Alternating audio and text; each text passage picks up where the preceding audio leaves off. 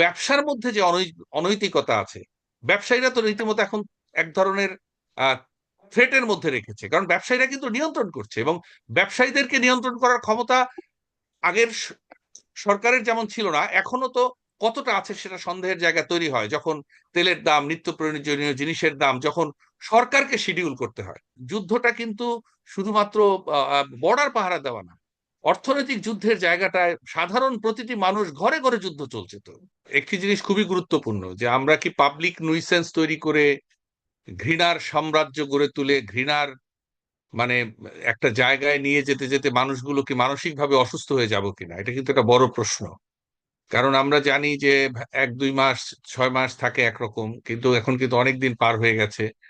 আর যেটা সবচেয়ে বড় ব্যাপার, প্রজাতন্ত্রের যারা কর্মচারী, প্রজাতন্ত্রের কর্মচারী যারা, তাদের কর্মচারী সুলভ যে আচরণ, সেইটা তো ফিরিয়ে আনার জন্য আমি মনে করি অন্তর্বর্তীকালীন সরকার হচ্ছে সবচেয়ে পাওয়ারফুল।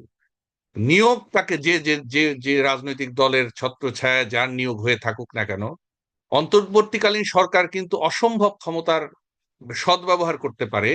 কারণ সে কাউকে নিয়োগ দেয়নি, সে প্রজাতন্ত্রের এই কর্মচারীদের পরিচালনা করবে। সেখানে আইন শৃঙ্খলা রক্ষা করার কাজটা এখনো দাঁড়ায়নি, এটা আসলে কোনোভাবেই আর মেনে নেওয়ার মতো নয়। সেখানে আপনার যে প্রশ্ন, এটা কি অভ্যন্তরীণ না বাহ্যিক?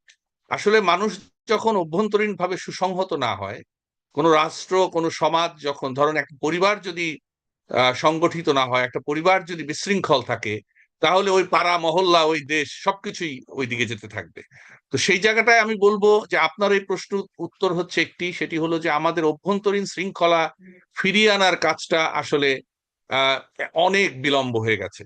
এবং সেটা বিলম্ব নয় শুধু, যেটা আরেকটা কথা বলেছেন, যে একজন আসামি, যে প্রজাতন্ত্রের কাছে আসামি, সেই আসামিকে ধরে এনে যদি আমি দিয়ে ধরে আনি, যদু মধু রামশ্যাম ধরে এনে যদি প্রমাণ করে যে ধরে আনলাম, তাহলে তো সেটা ভয়ঙ্কর। তার মানে আইন শৃঙ্খলা রক্ষাকারী বাহিনীকে অ্যাক্টিভ করাটা অন্তর্বর্তীকালীন সরকারের এখন মানে সবচেয়ে বড় ব্যাপার, এবং সেটি না হলে এটা তো যুদ্ধই, ভিতরে যুদ্ধ, বাইরে যুদ্ধ। আর বাইরের মানুষ তো তখন আরো সুযোগ পাবে, বা আমরা যখন এলোমেলো থাকবো। আমরা অনেক সময় শুনতে পাই যে বাংলাদেশ সহ বা একটা জিনিস সৈয়দ মামুন ভাই বলেছেন, যে একটা ভয় দেখানো, অস্থিরতা তৈরি করা, সেটা যদি আমরাই আমাদের মধ্যে করতে থাকি, তাহলে তো অন্যরা সুযোগ নেবে। আর আমরা প্রায় শুনি যে অনেক সময় এই অস্থিরতাগুলো তৈরি করার করার জন্য বাইরে থেকে অনেক চাপ তৈরি করা হয়, নানা কিছু হয়।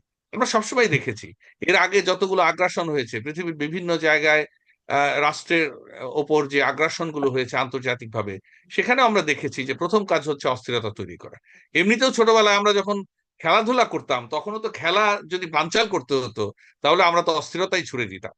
তো সেই জায়গায় অস্থিরতা দমন করা, অস্থিরতাকে কন্ট্রোল করা, এবং সেই কন্ট্রোল করার ক্ষেত্রে যদি আমরা ভূমিকা না রেখে আমরা নিজেরাই অস্থিরতা ছড়িয়ে দিতে চাই, তাহলে সেটা তো যুদ্ধ কেন, আরো আরো ভয়াবহ কিছু হতে পারে। এটা হলো আপনার ওটাতে রেসপন্স।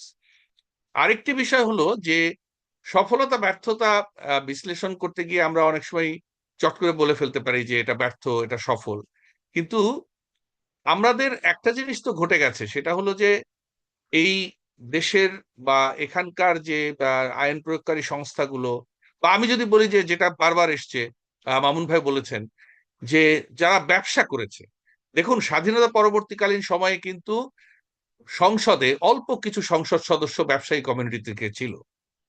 আজকে বা জাস্ট যে সংসদটা ভেঙে গেল, সেখানে সম্ভবত 86% ছিল সরাসরি ব্যবসায়ীরা সংসদের নমিনেশন কিনেছে, তারা সেখানে জায়গা করে নিয়েছে। ধরুন, আমরা শুনে থাকি সত্য মিথ্যা বিশ্লেষণ, যে গাবতলী বা বড় একটা জায়গায় যদি পোস্টিং পেতে হয়, তাহলে পুলিশকে নাকি ঘুষ দিয়ে পোস্টিংটা নিতে হতো, 5 লাখ, 10 লাখ, 20 লাখ। তাহলে ঘুষ দিয়ে যে পোস্টিং পেত, তার প্রথম কাজ কি? ওই টাকাটা তোলা। তো ঠিক একইভাবে সংসদ সদস্য হওয়ার জন্য যে ইনভেস্টমেন্ট ছিল ব্যবসায়ীদের, সেই ইনভেস্টমেন্ট করে যারা সংসদে নমিনেশন নিয়েছে, সদস্য হয়েছে, খরচ করেছে, সেই টাকাটা তো তুলতে হবে। কারণ ব্যবসায়ীরা কিন্তু সংসদে রাজনীতি করতে আসে নাই, প্রথমত তারা ব্যবসা করতে এসছে। যেই কারণে বাংলাদেশে কিন্তু সংসদের বা নানা জায়গায় বহু আইন তৈরি করা হয়েছে, যেগুলো আসলে বেআইনি। অর্থাৎ আইন তৈরি করে অনেক বেআইনি কাজ করা হয়েছে, যেগুলো চলছে, চলমান আছে, এখনো সেগুলো আছে, অনেক কিছু জ্বালানি ক্ষেত্রে আছে, নানা জায়গায় আছে। আর একইভাবে যাদের যাদের যাদের কাজ আইন তৈরি করা, সেখানে যদি ব্যবসায়ীরা যায় তাহলে আইন তো সবে ব্যবসা বান্ধব। সাম্প্রতিক সময়ে যদি আমরা যদি বলি, মানুষের সবচেয়ে বড় যুদ্ধ, যেমন যখন তেলের দামের ব্যাপারটাই যদি ধরি না কেন, যেমন এখন সামনে রমজান আসছে, মানুষ ভিতরে ভিতরে ভয়ে আছে যে কি হতে যাচ্ছে, আসলে রমজানে কি হবে। কয়েকদিন আগে আপনারা দেখেছেন যে তেলের দাম সরকার বাড়িয়ে দিয়েছে। আমরা যদি বলি যে এটা পূর্ণ প্রতিযোগিতামূলক বাজার, তাহলে সেই বাজারে তো বাজারে নির্ধারণ করতো। তাহলে বাজারে তেলের দাম যদি ব্যবসায়ীরা বাড়াতো, সেখানে বাজার যদি তারা না পেতো, বা বাজারের যারা ভোক্তা তারা যদি প্রতিবাদ করত, অর্থাৎ কেনা না কিনতো, অথবা একটা দৌড়ানি দিত, তাহলে বাজারে সেটেল হতো। কিন্তু সেটা আমাদের কিন্তু সেটেল করতে হয়েছে, অর্থাৎ সরকারকে দিয়ে সেটেল করিয়ে নিয়েছে ব্যবসায়ীরা। এই ঘটনাগুলো কিন্তু বিশ্লেষণে আসেনি। সরকার দাম বাড়িয়ে সেটেল করে দেওয়ার পরে তারা বাজারে তেলের বোতল বার করলো।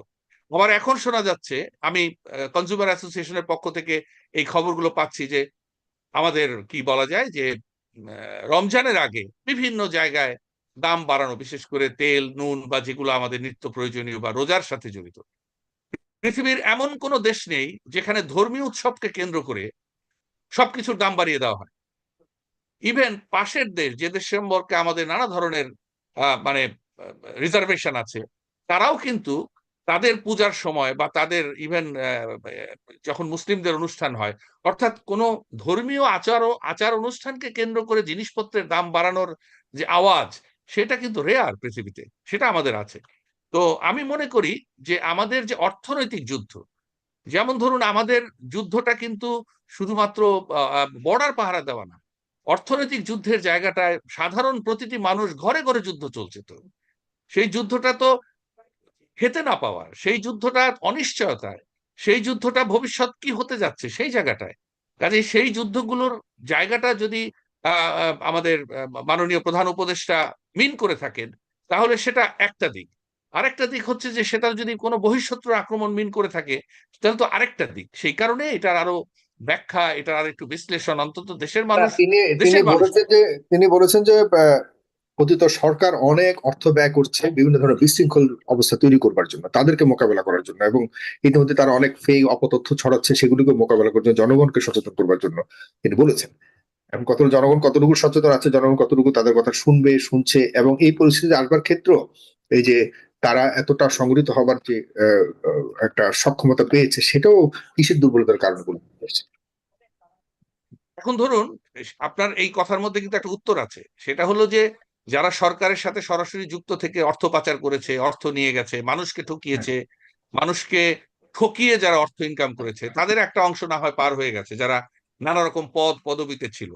কিন্তু ব্যবসার মধ্যে যে অনৈতিকতা আছে, ব্যবসায়ীরা তো রীতিমতো এখন এক ধরনের থ্রেটের মধ্যে রেখেছে, কারণ ব্যবসায়ীরা কিন্তু নিয়ন্ত্রণ করছে, এবং ব্যবসায়ীদেরকে নিয়ন্ত্রণ করার ক্ষমতা আগের সরকারের যেমন ছিল না, এখনো তো কতটা আছে সেটা সন্দেহের জায়গা তৈরি হয়, যখন তেলের দাম, নিত্য প্রয়োজনীয় জিনিসের দাম যখন সরকারকে শিডিউল করতে হয়। এটি সাগর ভাই, এটা কিন্তু বোঝার বিষয়। আমি অর্থনীতির ছাত্র হিসেবে বুঝি। একদিকে আপনি বলছেন প্রতিযোগিতামূলক বাজার, বাজার সেটেল করবে, আরেকদিকে ঠিক মনোপলিতে বা মানে কি বলা যায় যে অলিগোপলিতে যেমন একদল মানুষ সেটেল করে, সেটা কিন্তু করিয়ে নিচ্ছে, অর্থাৎ সরকারকে দিয়ে দ্রব্যমূল্যের দাম বাড়ানোটা সেটেল করে নিচ্ছে। সেটা কত ভয়ঙ্কর হতে পারে, এবং হুম। সেই জায়গাগুলো কিন্তু নজরে আসছে না, সাধারণ মানুষও অতটা হয়তো ওইভাবে দেখছে না। অর্থাৎ আমরা এক সময় আরেকটা একটা রাজনৈতিক দলের কাছে জিম্মি হয়ে গেলাম, আবার একদল ব্যবসায়ীর কাছে জিম্মি হয়ে গেলাম। তো দুটোই তো আসলে ভয়ঙ্কর। সেইটাকে আমাদের সামনে আনা খুব জরুরি এই মুহূর্তে। জি, আপনাকে ধন্যবাদ।